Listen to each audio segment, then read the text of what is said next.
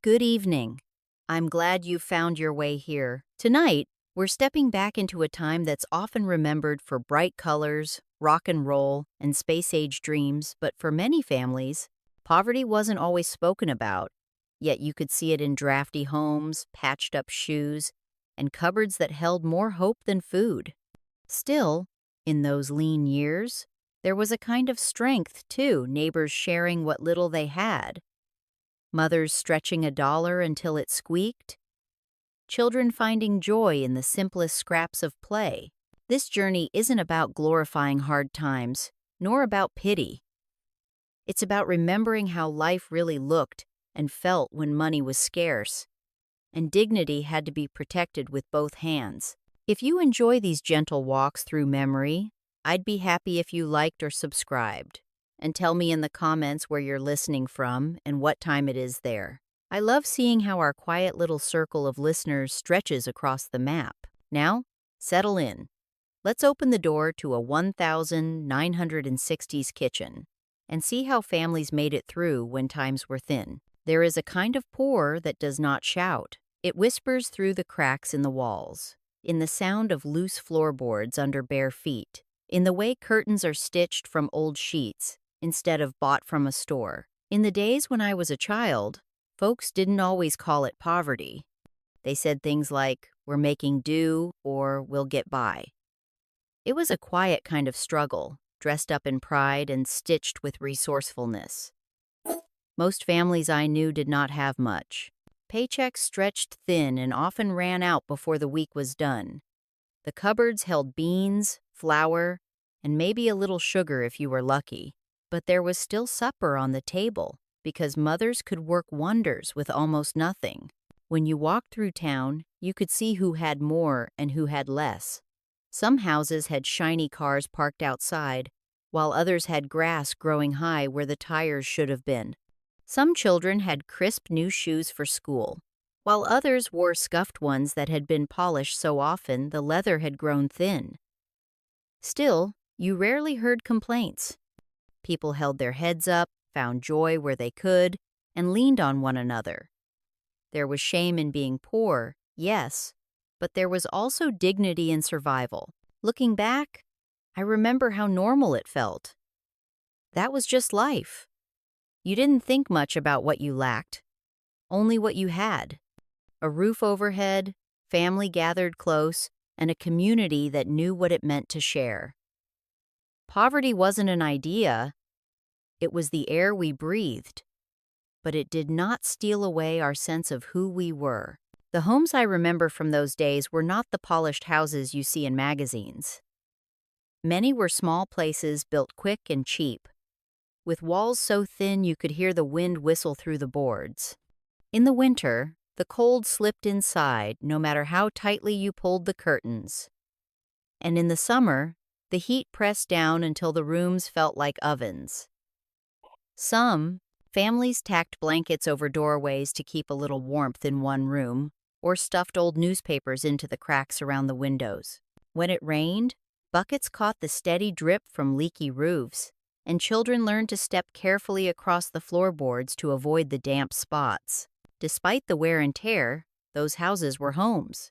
They smelled of bread baking when there was flour to spare, and of wood smoke curling from the old stove. Paint peeled, linoleum cracked, but the walls held laughter as much as they did drafts. At night, whole families would huddle together in the front room where the only heater stood, playing checkers by the light of a single lamp. Pride kept people from calling it poor. They simply said the house was old or that it needed fixing, as if the right day and a little luck would set everything straight. Looking back, I can still picture those houses, lined close together on dusty streets. They might have sagged at the corners and carried scars of many seasons. Yet they were steady places, rooted deep like the families that lived inside them. Poverty had a way of showing itself through chipped paint and patched walls, but it never told the whole story. Inside those homes, love stretched further than money ever could. Clothing in those days told its own story. Few children ever wore something brand new from a store. Instead, we had what was called the hand-me-down pile. It was a stack of shirts, pants, and dresses passed from older brothers and sisters, then on to cousins, and finally to whoever was smallest and could still make them fit. Mothers became experts with a needle and thread, patching knees on blue jeans and letting out hems on dresses until the fabric nearly gave way. A well-mended garment carried the marks of love and necessity, and no one thought twice about wearing something that had already lived several lives before. I can still feel the stiff cotton of those clothes, softened only by many washings. The elbows on my sweaters often had patches in a slightly different color, stitched carefully into place by Mama late at night under the yellow glow of a lamp. Shoes were the hardest part, since they wore out quickly and were expensive to replace. Many children had only one pair for every season, and when the soles began to split, cardboard tucked inside gave them a little more time. You learned to walk carefully when the rain came, knowing your feet would be wet before you got home. There was no shame in it because nearly everyone around us lived the same way. If a cousin grew too fast, his Sunday shoes might find their way to me, polished so bright you could almost forget how worn they were underneath. Hand-me-downs were not only clothes, they were proof of family ties, stitched together through need and care. In those simple garments, we carried both our hardships and our belonging. Shoes carried more weight than most folks today can imagine. For many families, one pair had to serve for every part of life. The same scuffed shoes that walked to school were worn to church on Sunday and to play in the dusty lots during the week. Children learned early to care for them, rubbing polish into the leather until it shone, even if the cracks still showed through. When the heels wore down, fathers sometimes tacked bits of rubber or leather onto the bottoms, stretching their use another season. Cobbler shops did a steady trade in repairs because buying new shoes was out of reach for so many. I remember the feeling of shoes growing tight before there was any chance of a replacement. Toes pressed hard against the front, but you wore them anyway because the family budget had no room for extras. Sometimes you stuffed them with cardboard when the sole split, hoping it would hold through another rainy walk to school. On the playground, it was easy to spot the children with new shoes, their laces crisp and white, the leather still stiff. For the rest of us, there was a quiet kind of pride in making do, even if our socks peeked through the worn holes. Shoes told you where a family stood without a word being said. But they also taught us resourcefulness. We learned to walk carefully, to patch and polish, to squeeze out the last bit of wear before giving in. And when the day finally came that a new pair appeared, it felt like a treasure, a rare gift to be guarded and cherished. Poverty left its mark on our feet, but it also left lessons that carried us farther than any store-bought shoes could. The kitchen was where the struggle showed most clearly. Yet it was also where love was measured in quiet ways. Mothers became masters of turning almost nothing into something that filled both plates and stomachs. A pot of beans could last for days, stretched with onions, potatoes, or whatever vegetables came from the garden. A single chicken was used down to the bone, roasted one night, boiled into soup the next, and finally simmered again for broth. Flour, sugar, and lard were staples, and from them came biscuits, dumplings, and pies that made the table feel full even when the cupboard was nearly bare. I remember watching Mama move around the stove, her apron dusted with flour, humming softly as she worked. There was an art to making a meal that looked like more than it was. Leftovers weren't waste, they were tomorrow's lunch. Cold cornbread might be sliced and fried in a skillet, served as though it were something new.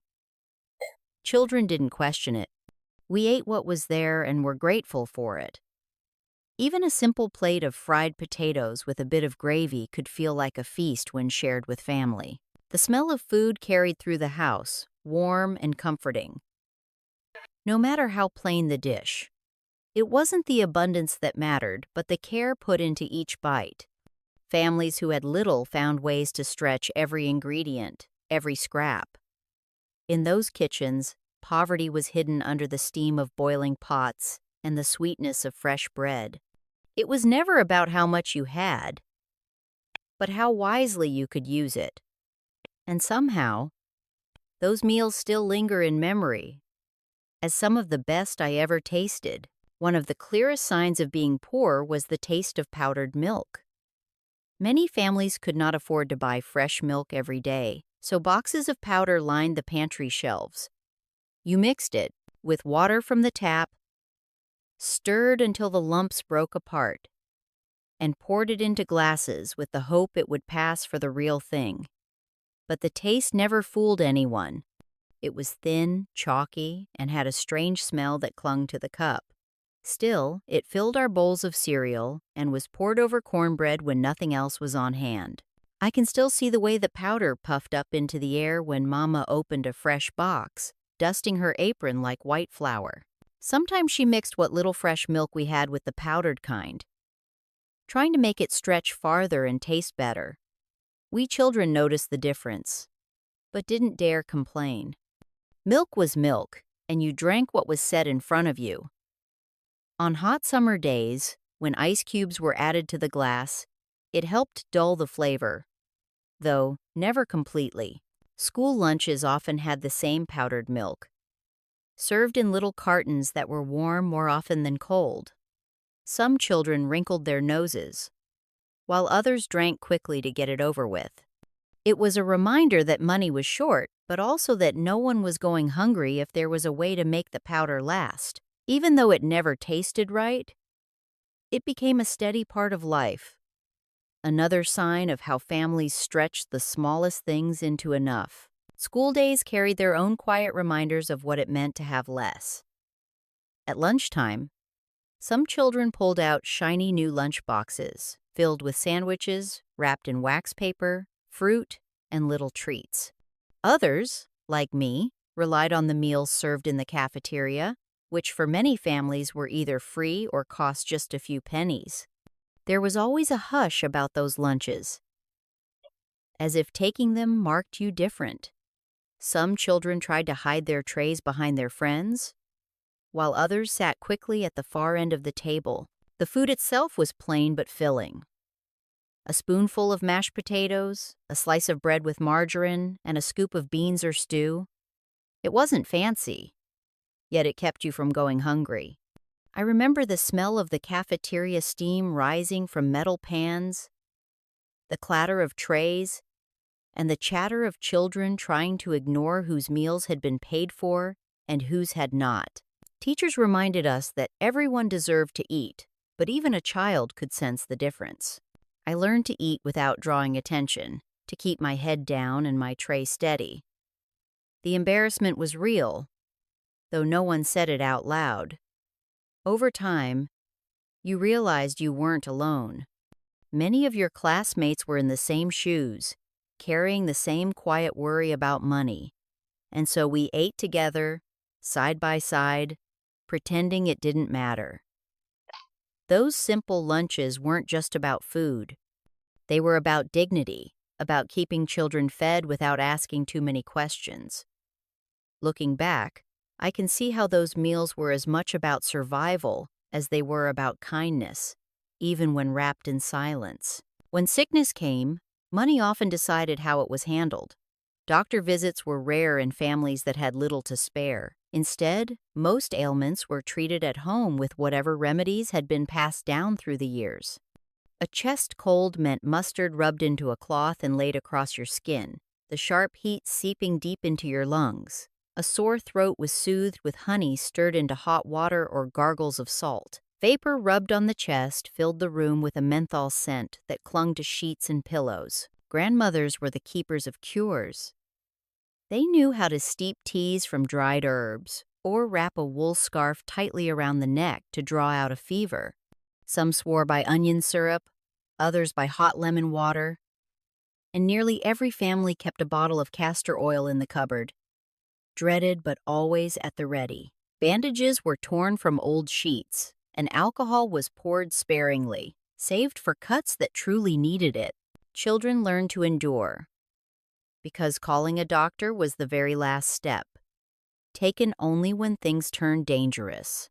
Broken bones might bring you to town, but for fevers, coughs, and earaches, you relied on what the family had on hand. These remedies didn't always cure, but they offered comfort, and they carried with them the weight of tradition. Looking back, I can still smell the mix of liniment and steam that filled our little house during those times. Poverty meant more than empty cupboards and worn clothes. It meant learning to fight sickness with resourcefulness and prayer, trusting that tomorrow would bring strength enough to carry on. Every child I knew had what we called church clothes, a single outfit kept aside for Sundays and nothing else. No matter how worn the rest of your wardrobe was, there was always that one dress or pressed shirt, often handed down or mended, but cared for with a kind of reverence. Mothers scrubbed and ironed those garments until they looked their very best. Starch stiff in the collars and creases sharp down the legs. Shoes that were scuffed and patched during the week were polished late on Saturday evening, lined up neatly by the door to be worn only for worship. I remember the way Mama's hands moved carefully over my dress, smoothing it flat as though that touch alone could make it look new. She sometimes added a ribbon from her sewing box, or a button swapped from another garment to give it a bit of freshness. Walking into church, you felt taller somehow, as if the whole family had transformed for the morning. Poverty didn't matter as much in that setting. Everyone dressed with the same care, even if what they wore had passed through 3 sets of children already. There was a quiet dignity in those Sunday clothes. They represented more than fabric and thread.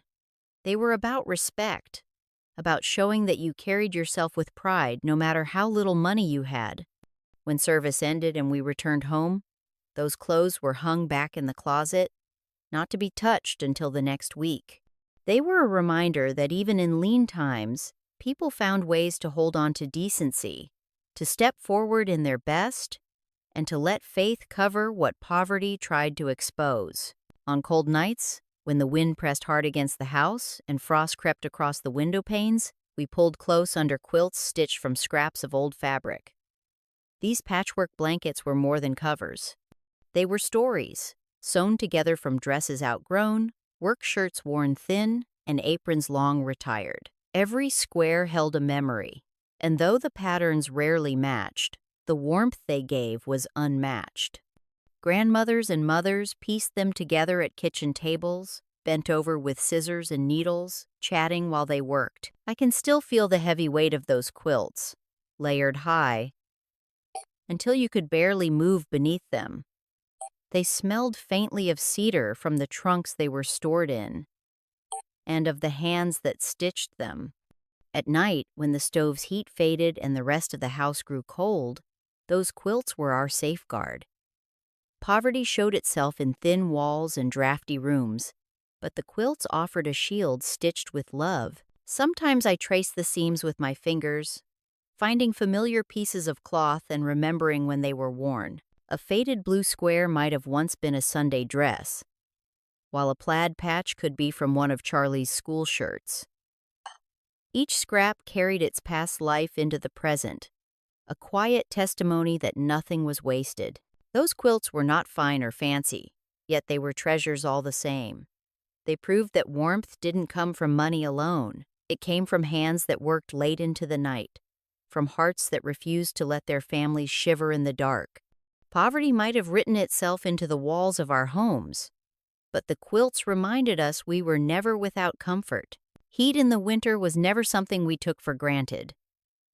Many families relied on coal stoves or wood burners, and it was the daily chore of fathers and sons to keep them fed. I remember my own father splitting logs in the backyard, stacking them neatly against the shed, each piece planned for the weeks ahead. The sharp scent of sawdust clung to his coat, and the thud of the axe echoed steady through the crisp air. Inside, the stove glowed orange, its warmth stretching only as far as the nearest rooms. Bedrooms down the hall stayed icy, their windows etched with frost no matter how many blankets we piled on. Sometimes we had to fetch coal, heavy and dusty in old buckets that left black smudges on our hands and faces. It was dirty work, but necessary. and children learned early to help carry the load. On the coldest nights, families gathered close in one room, sleeping side by side where the heat lingered. I can still see the shadows cast across the walls, flickering with the rhythm of the flames. Keeping warm was never guaranteed. If the pile of wood ran low or the coal delivery was late, you learned how to seal the doors with towels, how to huddle under quilts, and how to breathe into your hands for a bit of comfort. Yet even then, there was a kind of togetherness in the way families shared the hardship. Poverty revealed itself most clearly in winter, when the battle against the cold was fought each day. But it also revealed the stubbornness of people who refused to be beaten by the wind outside their door. Children in poor families often made do without store-bought toys, but that did not mean we lacked for play.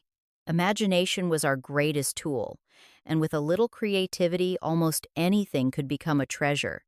Corn husks were shaped into dolls with scraps of cloth tied around them for dresses. Sticks became swords, and buttons strung on string turned into rattles. A cardboard box was more than trash. It was a fort, a car, or a stage, depending on the mood of the day. I remember how Papa once whittled a top from a leftover block of wood, smoothing the edges until it spun across the floorboards. It wasn't perfect, but we thought it was magic. Marbles were played with so often their colors faded, passed from hand to hand until they chipped. We would collect bottle caps from the corner store, stacking them into little towers or flipping them into makeshift games. Those toys never came with instructions or shiny packaging, but they filled our afternoons with laughter all the same. There was something lasting about the joy found in those simple objects. You learned to take care of them because there might not be another. If the doll's arm broke or the top split, Mama would mend it with thread or glue, and you'd go right on playing. Poverty shaped our playtime, not by taking it away, but by giving us the challenge of inventing fun from what we had. Looking back, those handmade toys feel more precious than anything you could pull from a shelf. They carried the marks of our family's hands and the spirit of our childhood resilience. Not every household could afford the newest television set, and many went years without one at all. For those families, the radio remained the center of evening life. It sat proudly on a shelf or table, its polished wood worn smooth where hands had turned the dials countless times. The voices that came through its speakers carried music, stories, and the day's news into living rooms that otherwise might have felt cut off from the world. I remember the way we would gather close, leaning in as though the voices might slip away if we sat too far back. Programs of drama and comedy played out in our imaginations, each sound effect painting a picture brighter than any moving image could. News came with a crackle, sometimes broken, but still steady enough to let us know what was happening beyond our small town. On Saturday nights, gospel songs or country ballads filled the air, and we sang along quietly, the warmth of the stove mingling with the warmth of the music. When neighbors did have a television, sometimes they would invite us over for a special program. But those visits were rare, and for many of us, the radio remained the companion we relied on. It was cheaper to keep, cheaper to run, and it carried us through long winters and quiet evenings with its familiar hum. Poverty meant we lacked the glowing pictures, but it did not leave us without stories or songs. In fact, the radio made us imagine more. And those imagined pictures have stayed in my memory far longer than anything a television screen could have shown. Crowded houses were a common sight in those days. Families with little money often packed many people into small spaces because rent was cheaper when shared. It was not unusual for 3 generations to live under one roof, or for cousins to stay for months when their parents needed work. Privacy was a rare luxury. One bathroom might serve a dozen people, and the morning rush was like a line at the fair, everyone knocking on the door and calling out their turn. I can still picture the steamy mirror after one person's bath, followed by another filling the tub again with fresh water to save both time and money. Towels hung in every corner, some thin from years of use. Bedrooms were crowded too, with 2 or 3 children tucked into each bed, whispering until sleep came.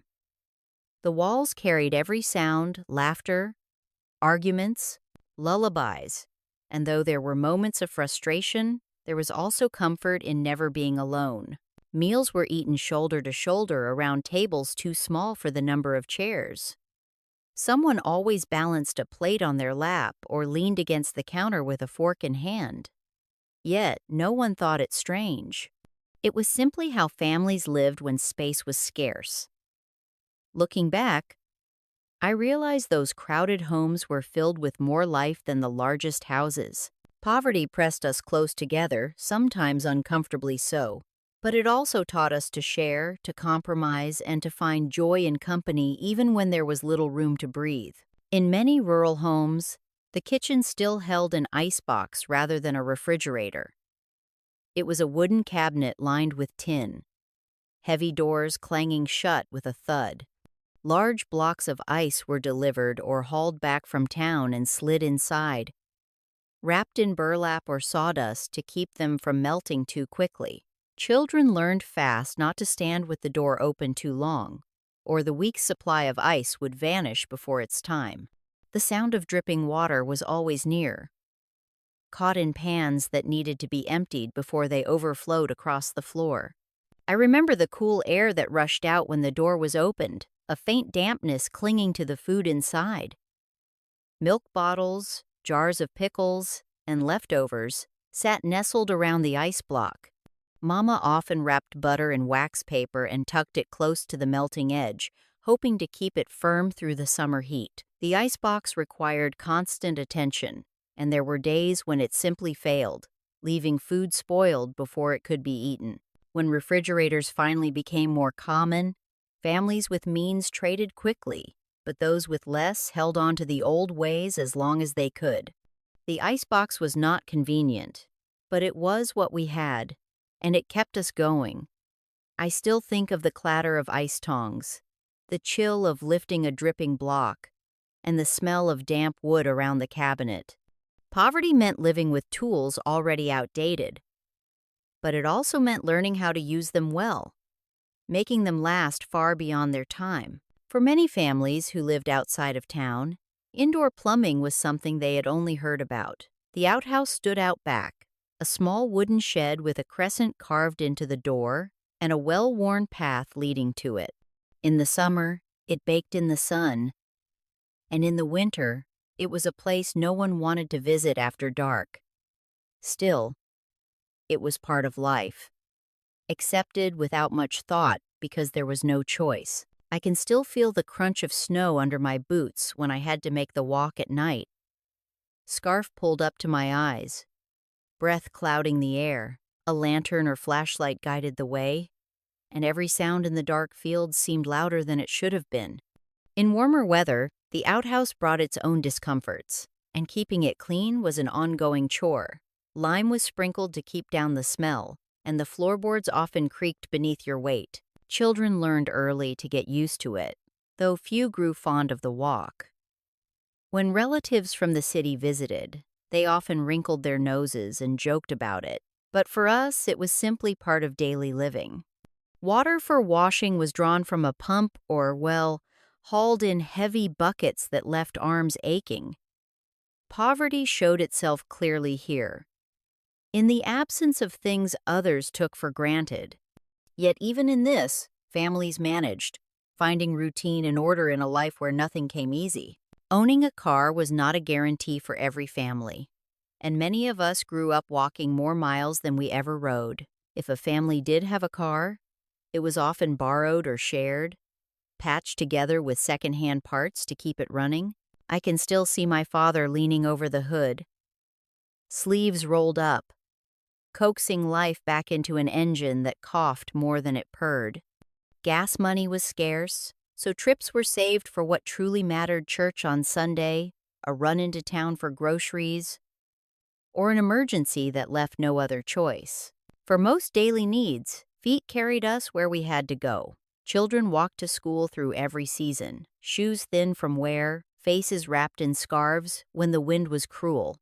Mothers pushed strollers along gravel roads to visit neighbors, and fathers walked home from shifts at the factory long after dark. When the distance grew too far, rides were asked of friends or cousins, and no one thought twice about climbing into the back seat of a car that already held more people than it should. Walking had its own rhythm. It gave time for thought, for conversation, and for noticing the world around you.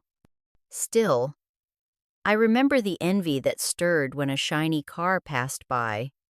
Windows rolled down, the family inside looking as if they belonged to another world. Poverty had a way of marking your pace by the ground beneath your feet, but it also taught us endurance. Each step carried us forward, whether to work, to school, or simply back home, where the welcome of family waited at the end of the road. Church gatherings often brought out what folks called shoebox suppers. Families who had little money packed what they could into small boxes, often wrapped in newspaper or plain brown paper. Inside might be a sandwich made from leftover meat, a slice of cornbread, or perhaps a few cookies if there was sugar to spare.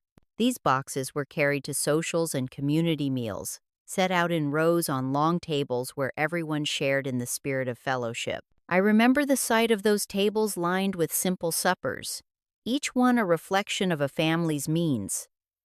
Some boxes held fried chicken and pie, while others carried nothing more than biscuits spread with jelly.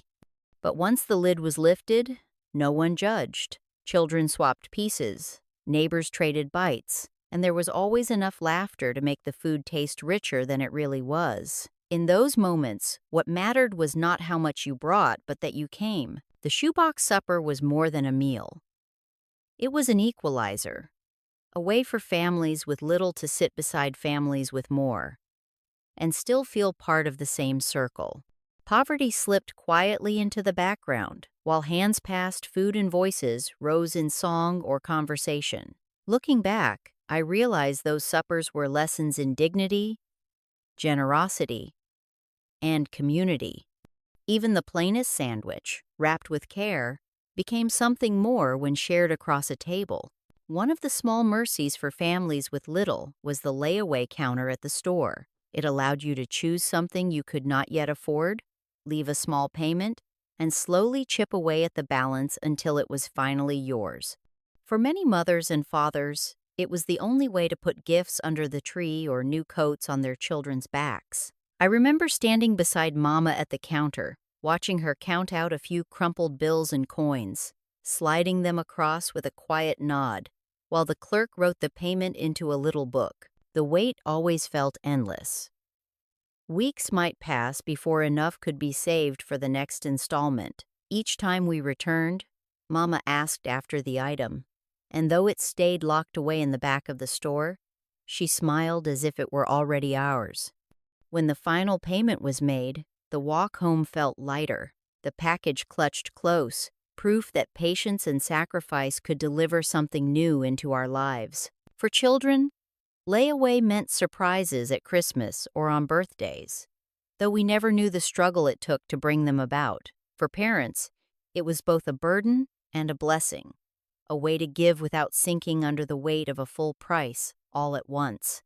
Poverty meant that even small purchases became long journeys, but it also taught us to wait, to hope, and to treasure things more deeply when they finally arrived. To this day, I can still feel the thrill of carrying home a box that had been paid for little by little. As if it carried more than goods, it carried the proof of our perseverance. Vacations were not part of the life we knew.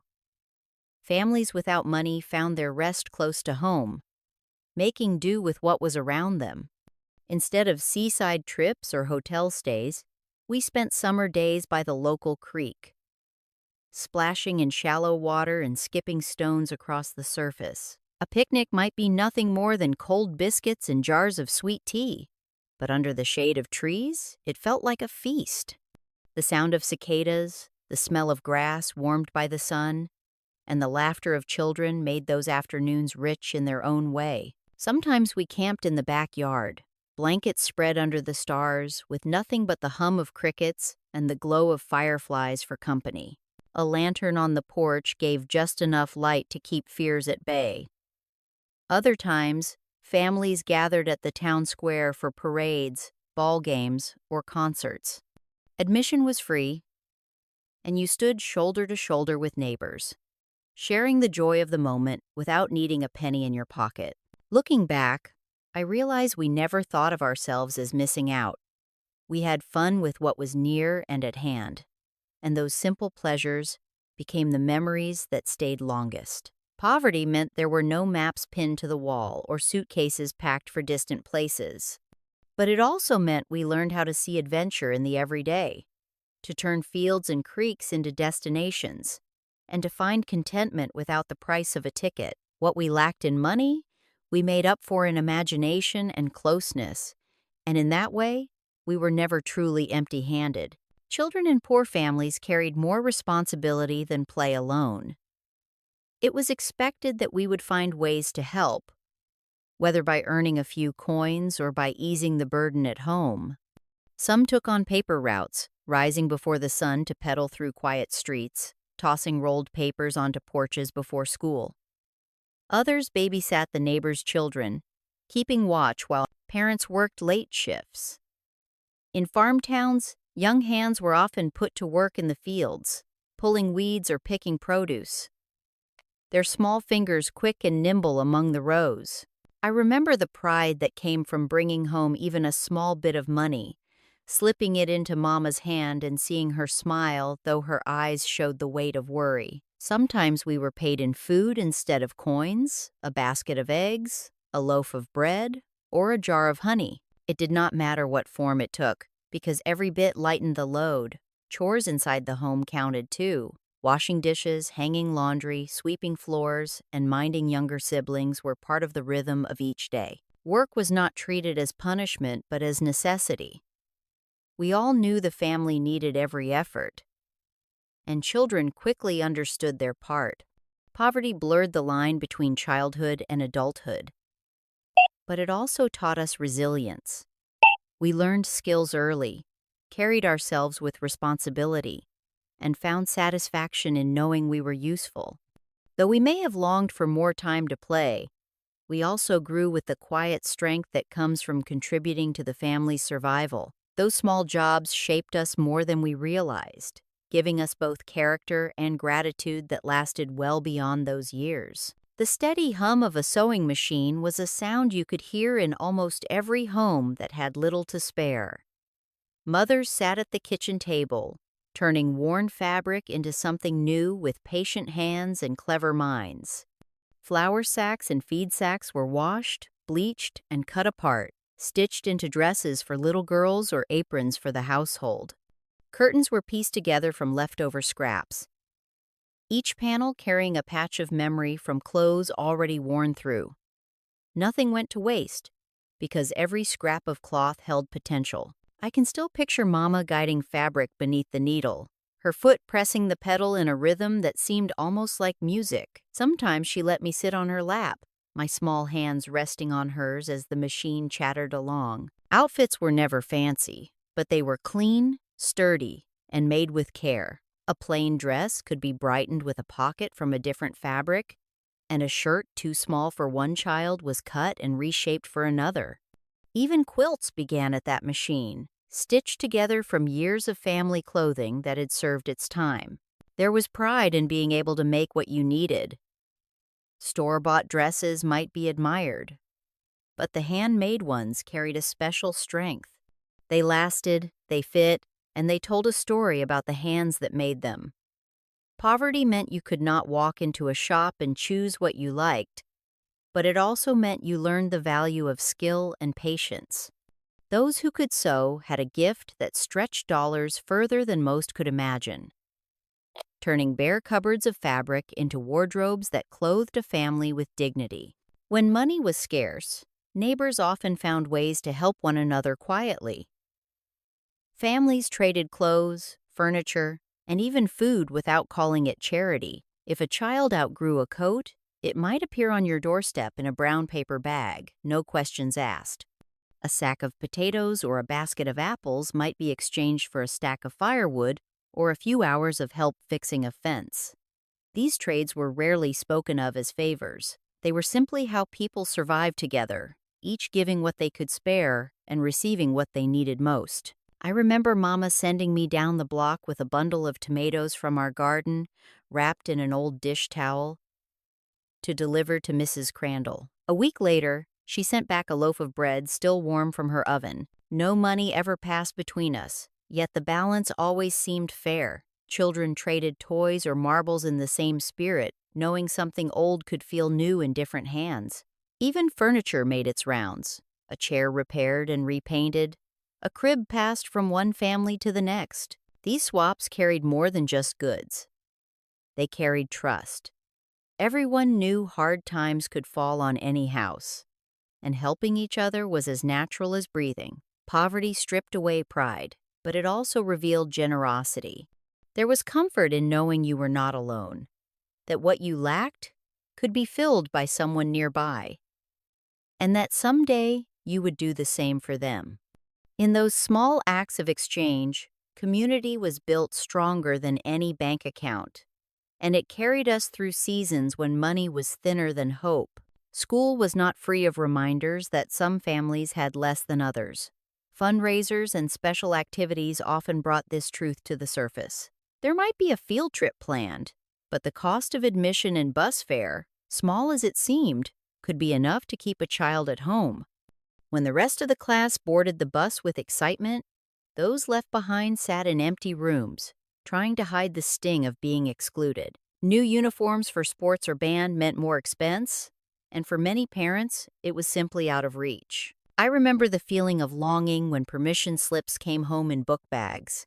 Some children knew right away they would not be going, folding the paper into their desk and pretending they had lost it. Teachers tried to soften the hurt, but a child could still feel the difference. Sometimes churches or kind neighbors quietly stepped in to cover the cost.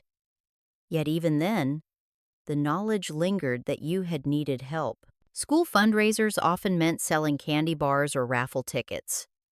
Those who had large families with moneyed friends sold boxes with ease, while others carried their unsold candy back home, ashamed. It was not laziness or lack of effort, but the plain fact that in poor neighborhoods, no one had the spare change to buy. Poverty meant watching opportunities slip by, not because you lacked interest or ability, but because the price was just too high. Still, those moments shaped us, teaching resilience and reminding us that worth was not measured by how many trips you took or how sharp your uniform looked. It was measured by how you carried yourself through the disappointment. Almost everything in our home had lived another life before it reached us. Furniture was secondhand, often hauled in the back of a neighbor's truck, or found at a yard sale for a few coins. The sofa might sag in the middle, but a quilt spread across it made it welcoming. Tables bore scratches and water rings, yet they stood sturdy enough to hold meals and homework alike. Bicycles were passed from cousin to cousin, each one painted over more than once, the wheels squeaking but still carrying us down dusty roads. School books, too, bore the marks of others before us. Pages were filled with penciled notes from children who had studied them years earlier. Brown paper bags were cut and folded into covers to protect them. Doodles and names drawn across the front in an effort to make them feel our own. Toys and games rarely came straight from a store shelf. They were often chipped, missing pieces, or made whole again by a clever hand with glue. None of us thought this unusual. In fact, there was a kind of pride in making something useful out of what another had cast aside. Mama could refinish a dresser with sandpaper and polish until it looked nearly new. Papa kept tools ready to tighten screws, patch broken chairs, or mend cracked frames. Poverty meant buying new was rare, but it also meant learning to see value where others saw none. Those secondhand things carried more than wear. They carried stories of the families before us, layered into the fabric of our own lives. And in those worn edges and faded colors, We found comfort that money alone could never provide. Socks were never thrown out just because they had holes. In homes where money was short, they were darned again and again until the threads formed little nests of stitches at the heels and toes.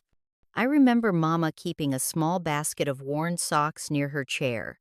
Along with a wooden darning egg she slipped inside to hold the fabric firm. In the evening, while we children read or played quietly, she would thread her needle and mend each pair with careful hands. The rhythm of her stitching was steady, almost soothing, though it came from necessity rather than choice.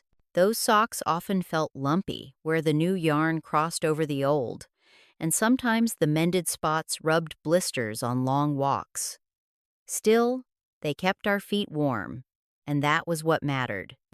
New socks were a rare treat, save for Christmas or birthdays, but most of the time we wore the same pairs for years, patched and repatched until the fabric grew thin everywhere else. When one sock finally became too far gone, the other was saved in case it matched with another stray, giving it one more round of use.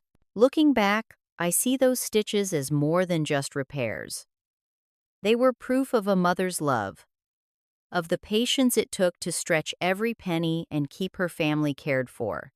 Poverty showed itself in such small details on the feet of children running to school or playing in the yard, but those patched socks also spoke of resilience. They reminded us that even when we had little, we had enough, because someone took the time to mend what was broken rather than letting it go. Christmas in poor households looked different from what you see in glossy pictures, yet it carried its own kind of magic. The tree might be a small one cut from a field, its branches uneven, decorated with strings of popcorn and paper chains made by children's hands. Oranges, apples, and nuts were placed carefully in stockings, and often those were the biggest treats of the season. Under the tree, there might be one simple gift for each child, perhaps a doll sewn from fabric scraps, a puzzle from the dime store, or a second-hand book wrapped in newspaper. I remember the smell of pine filling the living room, mixed with the aroma of Mama's sugar cookies, made sparingly with what little flour and sugar she could afford. We would sit close together, the glow of the tree lights reflecting in our eyes, more excited about the warmth of family than the size of the presents. On Christmas morning, unwrapping a single toy or a knitted scarf felt as grand as opening a whole pile might to someone else. The joy came not from how much was there, but from the fact that there was something at all. Poverty gave Christmas a different kind of weight. Parents worked quietly to make sure their children never felt the emptiness of a bare holiday. Even with so little, they found ways to keep the spirit alive through carols sung at church, visits with neighbors, or the simple act of sharing a meal together. Looking back, I see that Christmas taught us to value presents over presents. The smallness of the gifts never lessened the largeness of the love that surrounded them. Sleeping arrangements in poor families were often crowded. Children shared beds, sometimes 3 or 4 to a mattress, lined up like sardines beneath a stack of quilts. Brothers and sisters whispered to each other in the dark, trading secrets and laughter until sleep took hold. The springs creaked whenever someone rolled over, and in winter, the warmth of so many bodies pressed together was the only comfort against the chill that lingered in drafty rooms. I remember curling against my brother Charlie, pulling the covers up to our noses, listening to the rattle of the wind against the thin walls. We argued sometimes over who took up too much space or who stole the blanket, but there was safety in being together. Nights felt long in those old houses, and the creak of the floorboards or the howl of a storm could make shadows seem larger than they were. Having someone nearby steadied the nerves. Privacy was almost unheard of. Bedrooms doubled as playrooms, study corners, and sometimes storage for whatever the family had no place for. Closets were small, often just nails in the wall with clothes hung on wire hangers. Still, we made those spaces our own. We drew pictures to tape above the bed, or kept little boxes of treasures hidden under the mattress. Poverty pressed us close, sometimes uncomfortably so, but it also stitched us together. Those nights of shared whispers and soft laughter became some of the sweetest memories, proof that even in crowded spaces there was room for love. Summers without air conditioning were long and heavy, especially for families who could not afford anything beyond an open window or a small fan that rattled in the corner. The heat seeped into every room, pressing down until even the simplest tasks felt like a burden. Curtains were drawn to block the sun, and windows were propped open with sticks, hoping to catch a breeze that seldom came.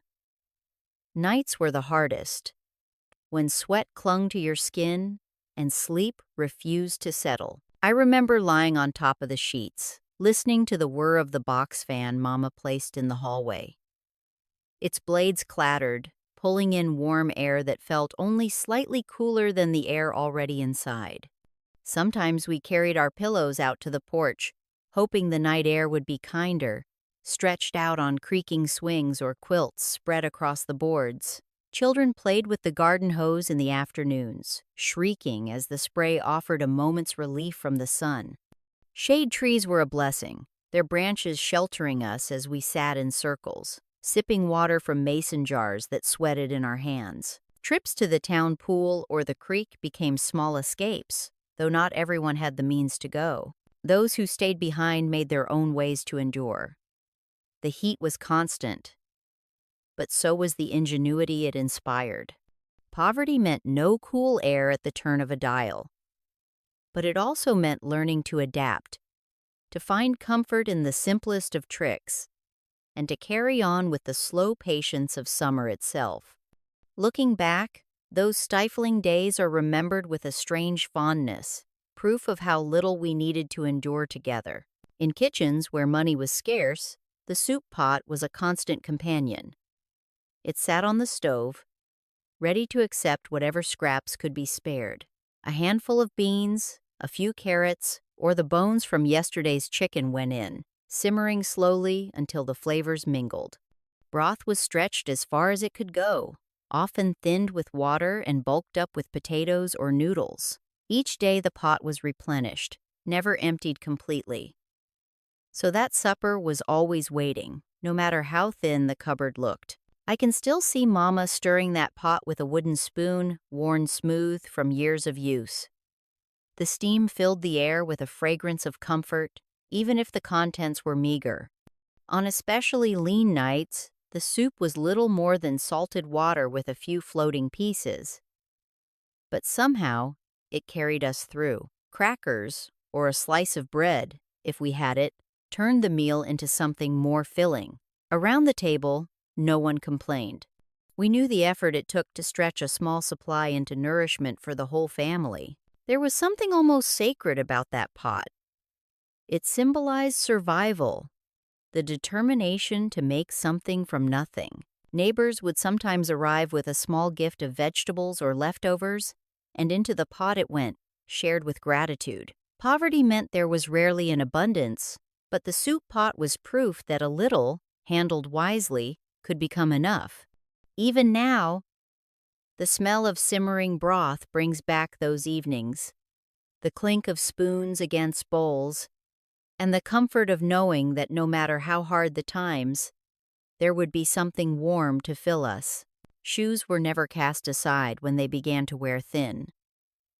Instead, they found their way to the cobbler's shop or into Papa's hands for mending. Soles were replaced, heels patched, and laces swapped out with whatever string or leather could be found.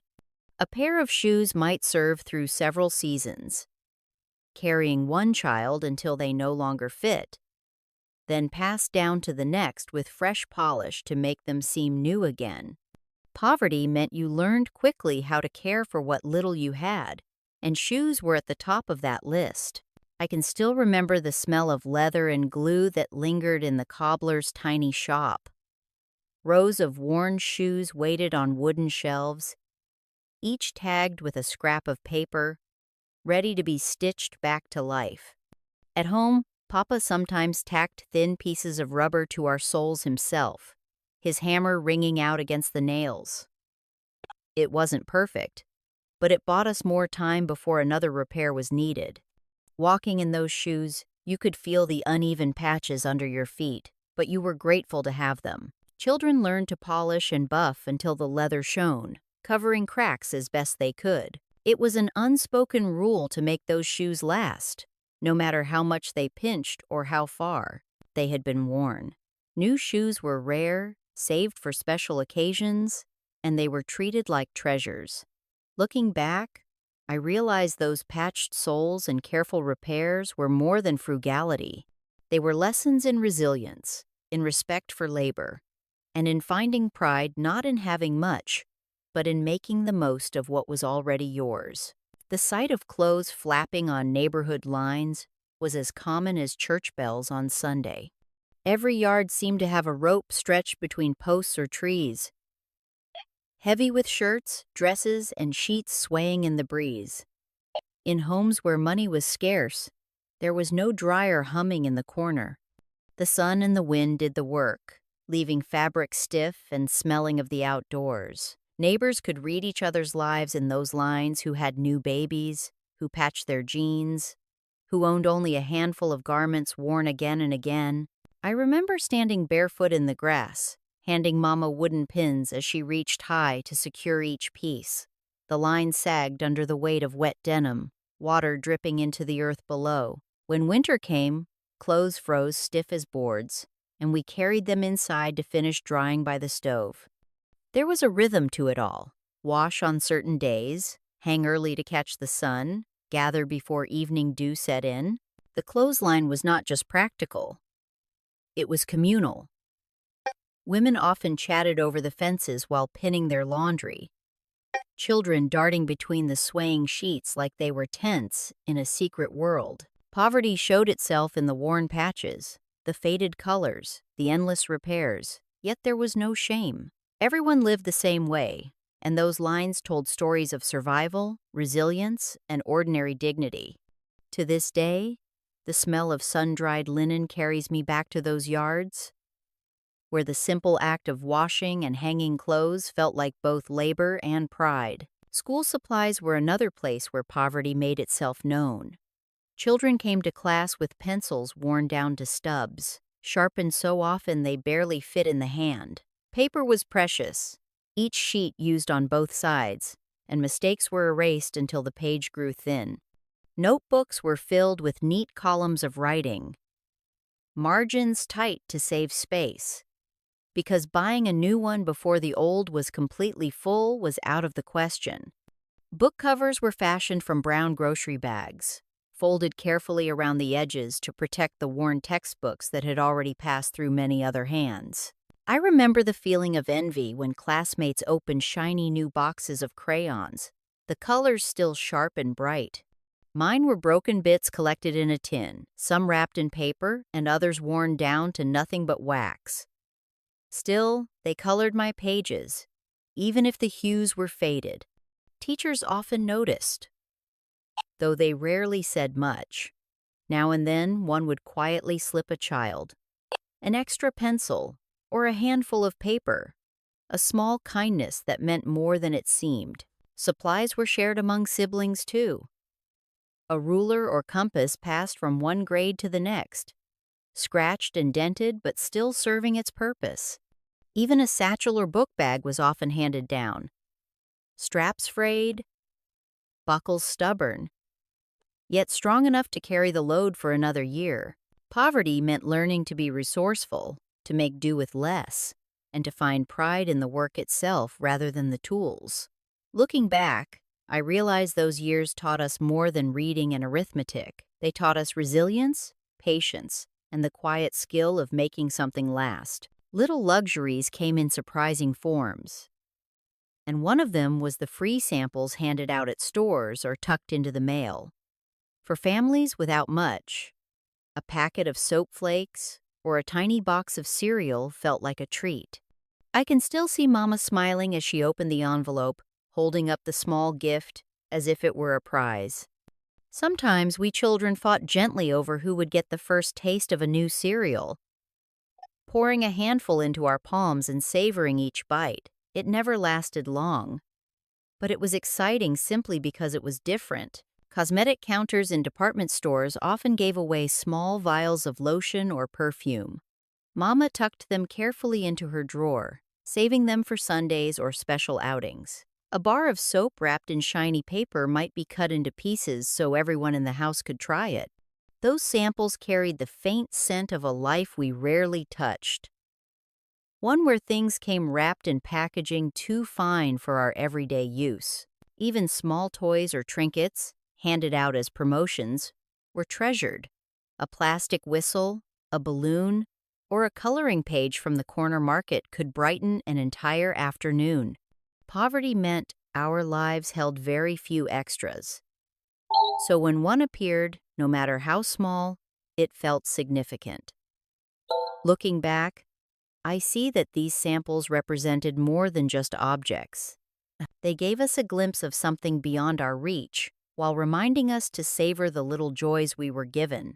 In their own way, they stitched bits of delight into otherwise lean days. For children who grew up with little, the public library felt like a doorway to another world. It was one of the few places where money did not matter. You could walk in, warm yourself in winter, cool down in summer, and leave with an armful of books without paying a dime. I remember the hush that filled the rooms, broken only by the soft shuffle of pages and the occasional whisper between readers. The smell of ink and paper seemed to settle into the walls, comforting in its own way. I often sat cross-legged in a quiet corner, losing myself in stories that carried me far beyond our small town. One day it might be adventures across oceans. The next, it could be fairy tales that made me forget our worn shoes and patched clothes. The librarians, with their gentle nods and quiet patience, never asked about what we had or didn't have. They only encouraged us to take another book, to keep reading, to keep learning.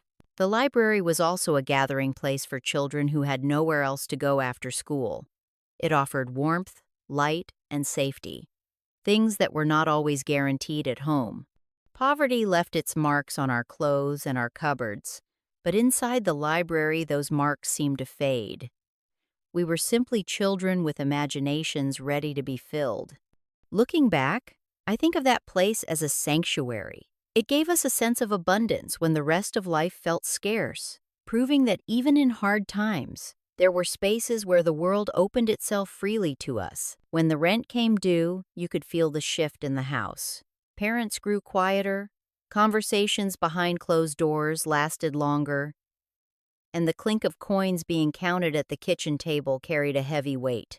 For families living close to the edge, the first of the month brought both hope and dread.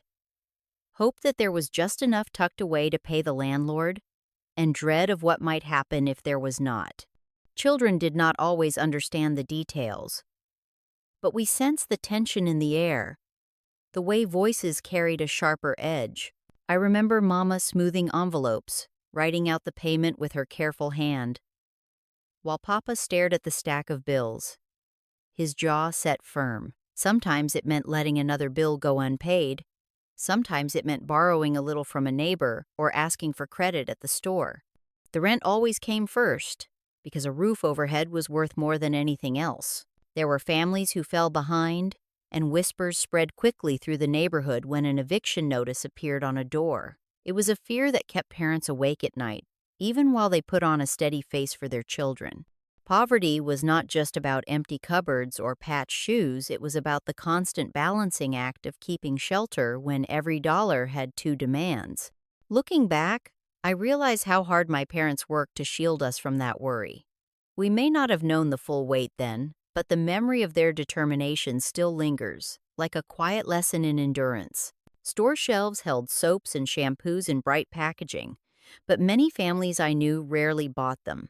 Instead, they made their own at home from lye, fat, and whatever scraps could be gathered. I can still recall the sharp, biting scent that filled the kitchen when Mama stirred the mixture, her hands steady even as the steam stung her eyes. The bars that came from her work were rough and uneven, not the smooth kind sold in stores, but they cleaned just the same. Clothes, dishes, and children all carried the same plain smell of homemade soap, a scent that became part of daily life. Hair was washed with water warmed on the stove, mixed with vinegar or baking soda if we had it. Some used eggs beaten into a froth. Others rinsed with rainwater caught in barrels because it left hair softer than water from the tap. There was no choosing scents like lavender or rose, no glossy bottles lined up on a bathroom shelf. It was all simple, practical, and born out of necessity. At times, neighbors traded recipes for new ways to stretch supplies. A pinch of borax added here, or a handful of herbs from the garden there, to soften the harshness. Poverty meant making do, but it also meant knowing the value of resourcefulness. Looking back, I see the care hidden in those rough bars and sharp rinses. They may not have smelled sweet or looked fancy, but they carried the touch of a mother's hand, the patience of work done by necessity, and the pride of knowing her family was clean even without store-bought luxuries. Telephones were a luxury in many poor households, and when one was installed, it often came with worry about the bill. Long-distance calls were rare, saved for emergencies, and local calls were kept short to save a few coins. I remember the heavy black receiver resting on its cradle, the rotary dial clicking as each number spun back into place.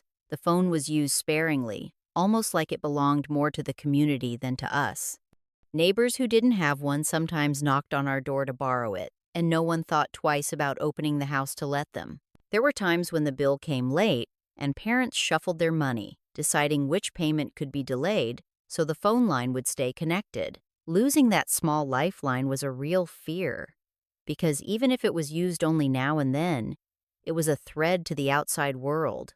Some families arranged to pay in pieces, slipping a few coins to the operator or the office clerk, hoping it would hold them over until more could be gathered. I recall Mama answering in her careful voice, polite and brief, as if every word had weight. Children were warned not to play with the phone, not to call friends unless it was truly important, because each minute cost more than we could spare.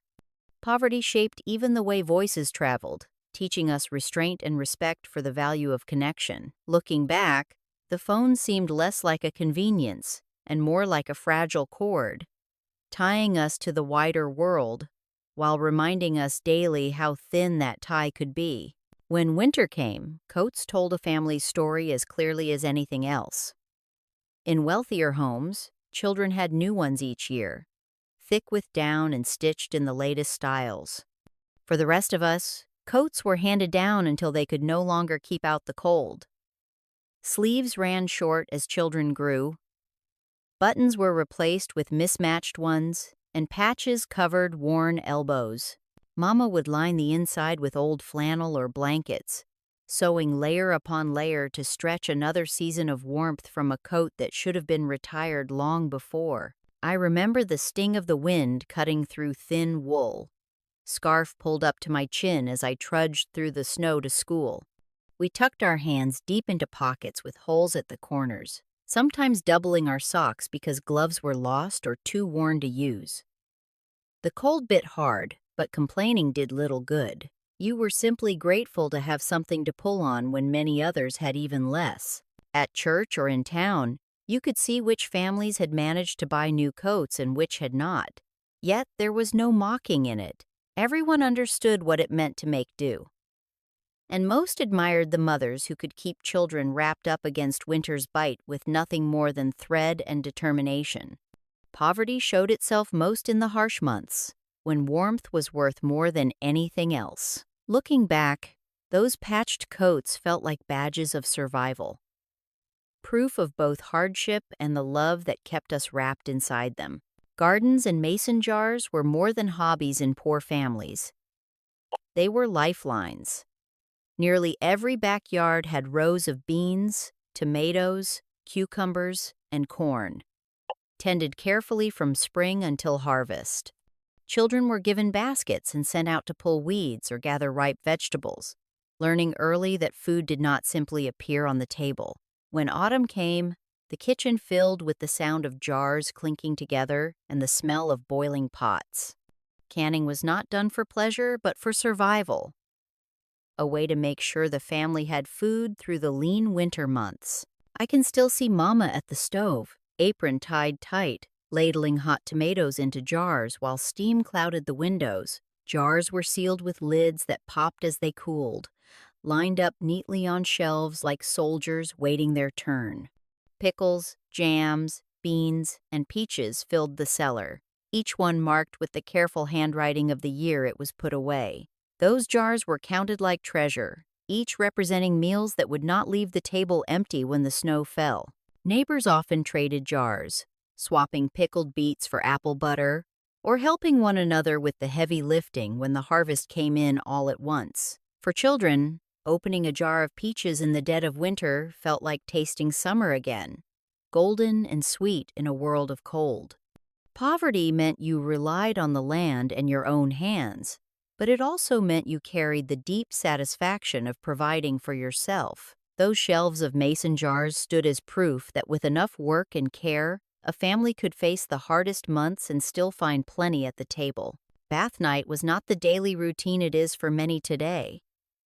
In homes where water had to be heated on the stove and tubs were shared, Saturday evenings often became the time for cleaning up. A large metal wash tub was dragged into the kitchen, filled with pots of hot water carried carefully from the stove. The youngest children bathed first, splashing happily in the warm water, while the older ones waited their turn.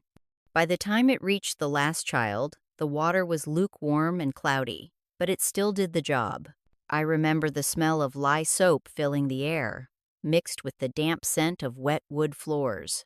Towels were thin, some with frayed edges, but Mama rubbed us dry with brisk strokes, wrapping us in pajamas fresh off the line. Hair was combed straight and sometimes braided, and fingernails were scrubbed until they shone. It was a weekly ritual that left us feeling cleaner than we had all week, even if the bath itself was far from luxurious. There was something comforting about those nights, all of us lined up in turn, the kitchen warm and steamy, laughter echoing off the walls. Poverty meant we did not have the luxury of daily baths or running hot water on demand, but it also gave those weekly washes a sense of ceremony. By the time Sunday morning arrived, we were scrubbed and neat, ready for church in our best clothes. Looking back, I realized that those baths were about more than cleanliness. They were about dignity, about facing the world with pride, even when life was hard. Hard times often revealed the best in people, and neighbors became lifelines in ways that went beyond words. When a family fell short, there was always someone who found a quiet way to help. A sack of flour might appear on the porch, or a basket of vegetables from a garden would be left at the doorstep with no note. I recall Mrs. Crandall from across the street carrying over a warm loaf of bread during a snowstorm, her curlers still in her hair, insisting she had baked too much. No one believed her, but no one argued either. Fathers lent tools, helped mend roofs, or shoveled driveways not their own. Mothers traded recipes that stretched a little food into a lot, or slipped a jar of preserves into a friend's hands after church. Children learned to share too, passing marbles, comic books, or crayons so no one felt left out.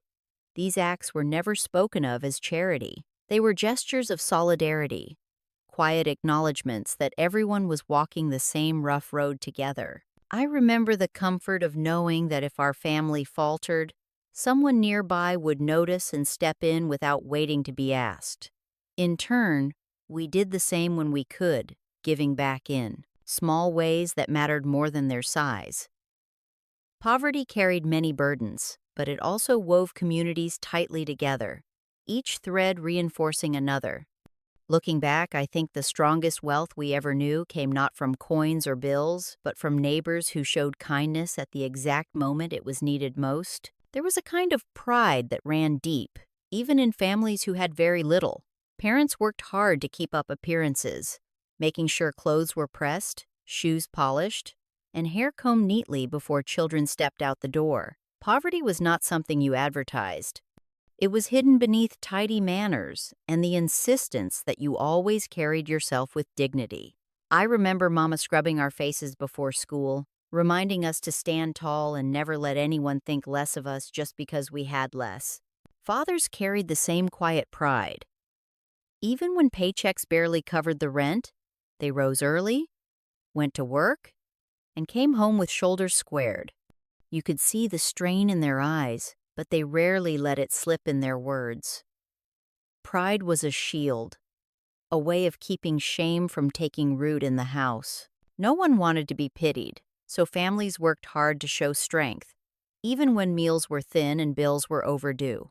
That kind of pride could be both a burden and a blessing. It sometimes kept people from asking for help when they needed it most, but it also gave them the strength to keep moving forward. Looking back, I understand it better. Poverty took away many things, but it never took away our sense of self. We were poor in money, but rich in determination. That pride, however quiet, was what kept families standing tall.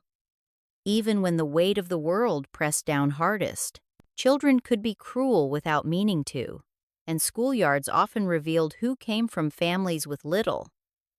A patch on the knee of trousers or a dress that had been let out one time too many was enough to invite teasing. Lunches made from bread and lard or a single boiled potato were noticed, and whispers traveled quickly among classmates. I remember the sting of hearing someone snicker about my worn shoes, the soles patched so many times that the leather barely held together. It was not the words themselves that cut deepest, but the reminder that others could see what we tried so hard to hide. Some children learned to laugh it off, turning teasing into jokes, while others grew quieter, slipping to the back of the crowd. Teachers sometimes stepped in, but they could not erase the sharp looks or the careless remarks. Poverty had a way of marking children, not with labels on paper, but with the subtle signs of want that others spotted instantly. And yet, friendships often rose out of shared struggle. Those who knew what it felt like to be teased for patched clothes or empty lunches formed bonds that lasted beyond the playground. We shared pencils, split sandwiches, and defended one another when taunts grew loud. Looking back, I see that poverty taught us not only endurance but compassion. We learned early how it felt to be singled out. And in that pain grew a determination to show kindness to others who bore the same marks of want. Entertainment for families with little money came in the simplest forms, most of them free. Church socials were a favorite, with long tables of food set out in the fellowship hall and children running across the lawn while adults sang hymns or traded stories. Parades down Main Street drew crowds each year, neighbors lining the sidewalks with flags in hand, waving as marching bands and fire trucks rolled by. There was no ticket to buy, only the joy of standing together under the summer sun, watching the town come alive. At home, music came from the radio, filling the room with songs that stirred the heart. Families gathered close, tapping their feet to gospel, country, or rhythm and blues, singing along even when voices faltered. Card games and checkers passed long evenings, and stories told by parents or grandparents carried more excitement than any television could have. On warm nights, we sat outside on porches, listening to crickets hum and neighbors calling across the street, laughter weaving through the dark. I remember lying on the grass with Charlie, pointing at the stars, inventing shapes and stories to fill the night sky. We had no theme parks, no movie theaters to frequent, but we had each other, and that was enough to pass the hours. Poverty stripped away luxuries, but it never stole the imagination. Looking back, I think the richest moments were the ones that cost nothing at all, when joy was found and voices raised together, in the rhythm of a fiddle, or in the quiet peace of a summer evening shared with family. Children never seemed to need much to make a playground out of whatever lay around them. In neighborhoods where money was scarce, the junkyard became a place of imagination. Old tires rolled down hills, bent pieces of metal turned into forts, and wooden crates became castles or ships. Rusted car frames became climbing structures, and boards nailed together served as seesaws, creaking with every shift of weight. Parents warned us to be careful, but the thrill of adventure outweighed any worry. I can still recall the smell of oil and dust that clung to those places, the sound of laughter echoing between stacks of scrap. We pretended the tires were tunnels, or that broken chairs were thrones fit for kings and queens. Games sprang up from nothing, and hours passed as if they were minutes. We scraped knees, tore shirts, and went home with dirt-streaked faces, proud of the fun we had built from discarded things. Looking back, I see how poverty shaped that play. We did not have shiny swing sets or new toys, but we had creativity and the boldness of youth. Those junkyard playgrounds, rough and risky as they were, gave us the freedom to invent worlds of our own. They taught us to see possibility where others saw waste, to turn scarcity into abundance through imagination. In many ways, those afternoons among the scrap heaps carried more adventure than any purchased toy could have given us. Poverty gave us little, but in return, it left us with the gift of making something extraordinary from almost nothing. There were days when the cupboards stood nearly bare, yet dreams filled the air as strongly as the scent of bread on Sundays. Families who had little learned to live with hunger pressing at the edges, but they also carried visions of what might come tomorrow. A child might stare at a cracked ceiling and picture themselves in a home with sturdy walls and plenty to eat. Parents spoke softly about better days ahead, about steady work and the hope of saving enough for a new pair of shoes or a reliable car. I remember Mama humming while she stirred a pot that held little more than broth, her eyes fixed not on what was missing but on what she could make of it. Papa talked of plans for the future, of jobs that might open or small repairs he could do for neighbors to earn a few extra dollars. Poverty sat heavy on the table, but conversation often lifted us beyond it. Even when bellies ached, the promise of something brighter tomorrow kept spirits alive. Those bare cupboards taught us patience. They showed us that a person could hold both emptiness and hope at the same time. Looking back, I realize it was not the food that filled us in those lean moments, but the dreams we held together. Poverty may have starved us of many comforts, but it also planted seeds of determination.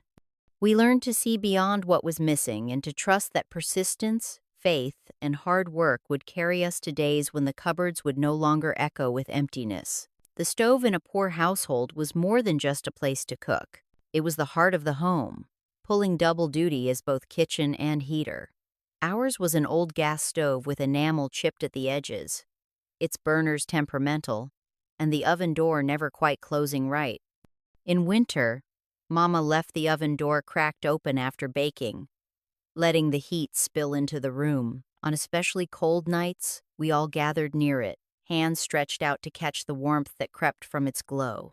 I remember the sound of kettles rattling softly as water boiled, filling the house with steam that fogged the windows. Beans simmered slow on the back burner, their aroma mixing with the smell of wood smoke and damp coats hung nearby to dry. The stove was always busy, never resting, because it was asked to do more than it was built for. Bread rose on its warmth, children warmed chilled fingers on its sides, and clothes too damp from the wash were draped across chairs near it until they were dry enough to wear. When the fuel bill was high, that stove carried us through, taking on the role of both provider and protector. It may not have been new or pretty, but it stood at the center of our lives, reliable in ways we counted on more than we admitted. Poverty made the stove a symbol of endurance, scarred, imperfect, yet essential. Looking back, I realize its steady presence was as much a comfort as the meals it prepared. It reminded us that survival often depended on simple things, used wisely and cared for well. Supper in many poor homes was often no more than bread and drippings. A pan of bacon or fatback, fried once, left behind a jar of grease that Mama saved carefully, stored near the stove. That grease was spread across thick slices of bread, sprinkled with salt or sugar if either was on hand. It was not fancy, but it filled the stomach and quieted the hunger that never seemed far away. Children sometimes frowned at the sameness of it, Yet we ate with gratitude, knowing there might be nothing else until the next day. I can still recall the shine of that bread, warm from the skillet, its edges browned and crisp. The smell was rich, far more tempting than the humble ingredients behind it. We would sit around the table, chewing slowly, listening to Papa talk about his shift, or Mama mention what might be left in the cupboard for tomorrow. Sometimes supper stretched with a bowl of beans, sometimes it stood alone, simple and plain. There was a lesson tucked into those meals.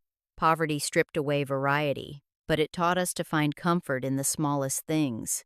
Bread and drippings reminded us that survival depended not on abundance, but on making do.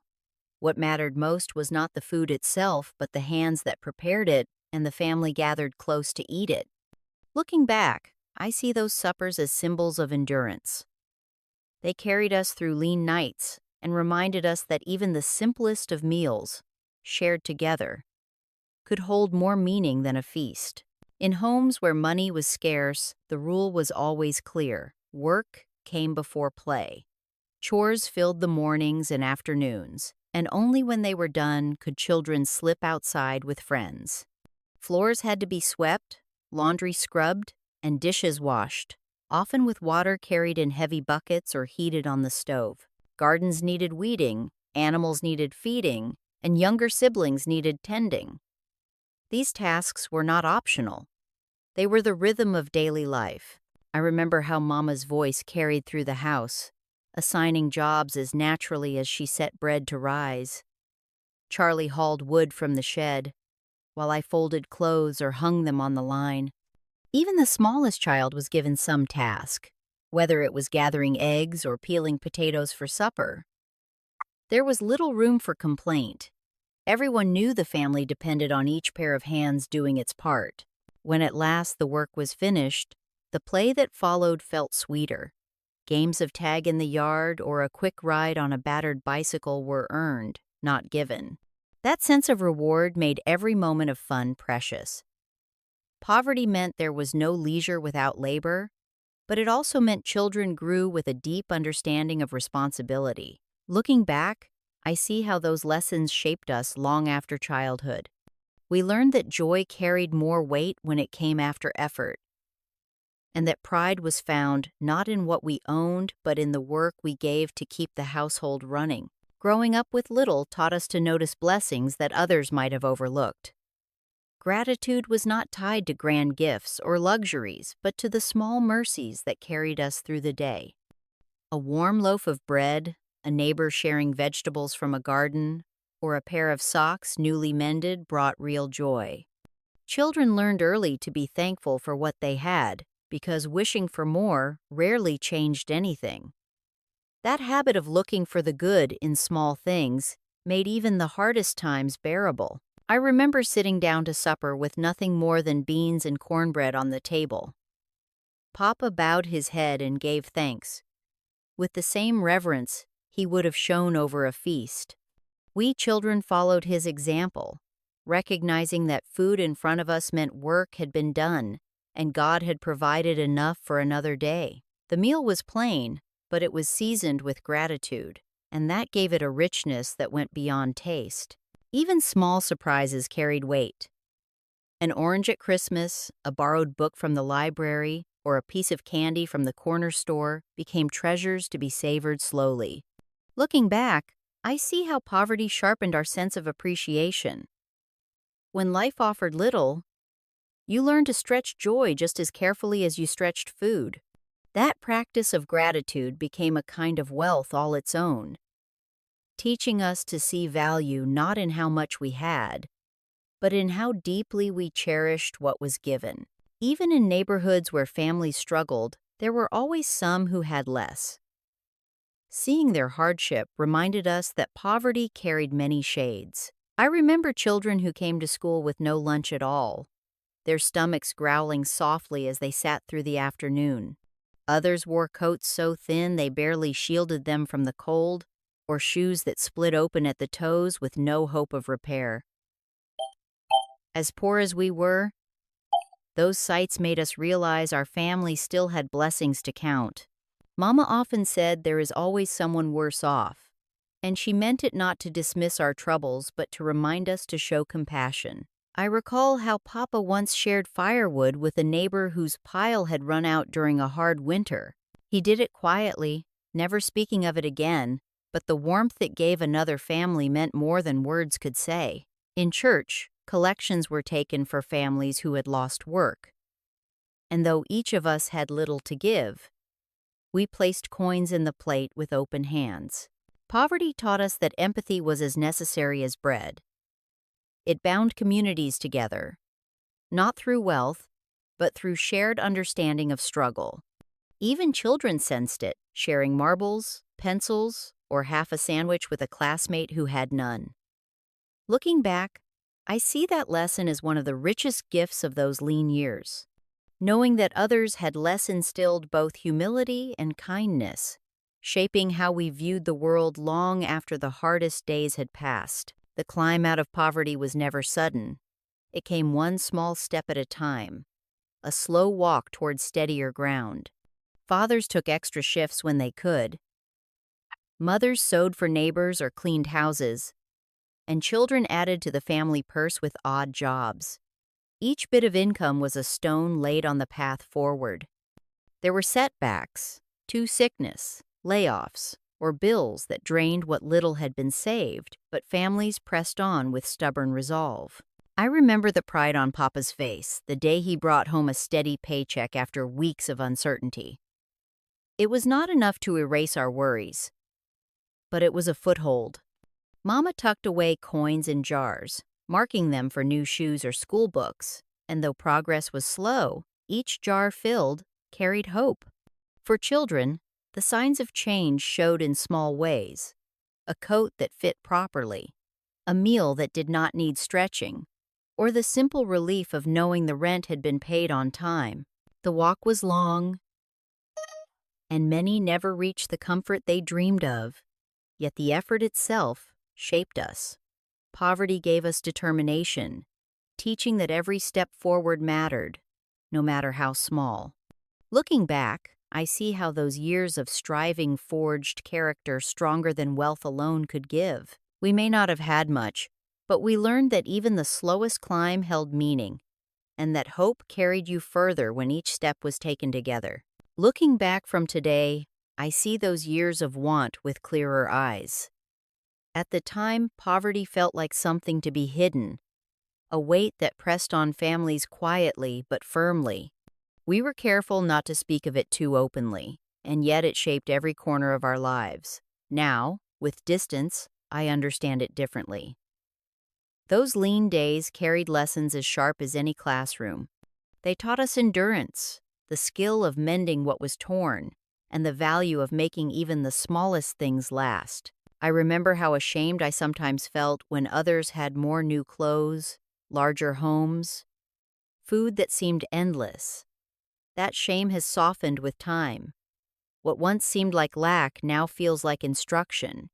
It showed me that worth is not measured by the size of a bank account, but by the strength of a family's bond, and the dignity they hold onto when times are thin. The hunger, the patched shoes, the shared beds, all of it left marks that cannot be erased, but they are no longer scars. They are reminders. Poverty was hard, but it was not without meaning. It shaped character, gave resilience, and drew families closer than comfort ever could. Looking back without shame allows me to see not just the struggle, but the beauty threaded through it. Poverty may have defined our circumstances, but it never defined our hearts. It was a teacher, harsh, unyielding, but unforgettable. As I sit with these memories now, I find myself holding both the heaviness and the light of those years. Poverty was never easy. It meant sacrifice, hunger, and a constant balancing act that wore down even the strongest parents. But alongside the struggle lived moments of laughter, faith, and love that money could never buy. We learned to cherish the warmth of quilts stitched from scraps, the taste of bread stretched from a simple pantry, and the strength of neighbors who shared what little they had. Those lessons are stitched into me still, as much a part of who I am as the town where I was raised. Telling these stories is not about longing for the past or painting it prettier than it was. It is about remembering the truth of how people endured, how they found dignity in the smallest of things, and how families held together when times were thin. There was beauty in resilience, even in the midst of hardship. And there was hope, quiet, steady hope, that tomorrow could be better than today. So when I think about poverty in those days, I do not only see the patched clothes or empty cupboards, I see the courage that kept us standing, the faith that kept us moving, and the love that made it all bearable. Those years were hard, but they were not without grace. And remembering them now, I feel grateful for the strength they gave us, a strength that carries forward still.